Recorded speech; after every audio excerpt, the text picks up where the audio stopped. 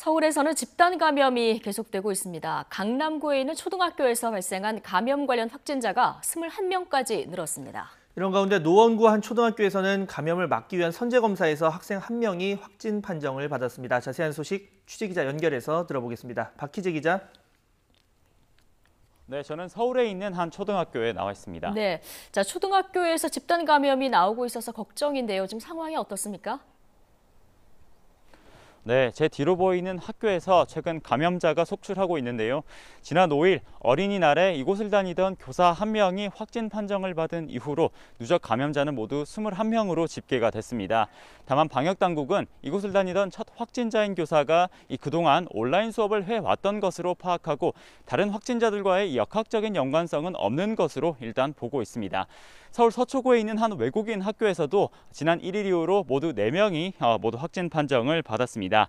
이렇게 서울 지역 학교에서는 지난 3월 개학 이후로 현재까지 학생과 교직원 등 958명이 확진 판정을 받은 것으로 집계됐습니다.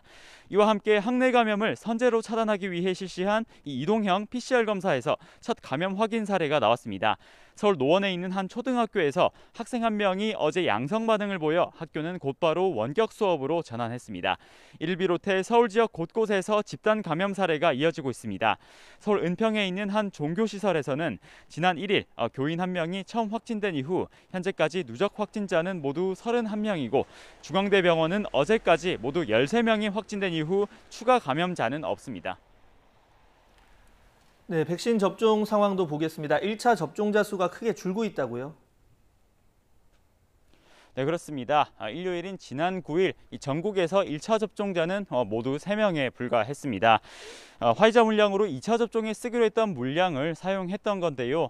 그보다 일주일 전인 지난 2일에 모두 1,561명이 1차 접종을 받은 점을 고려하면 크게 비교가 됩니다.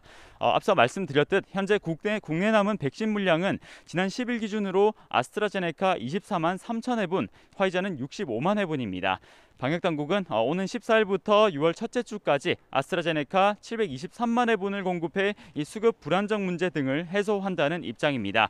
지금까지 서울에 있는 초등학교에서 YTN 박희재입니다.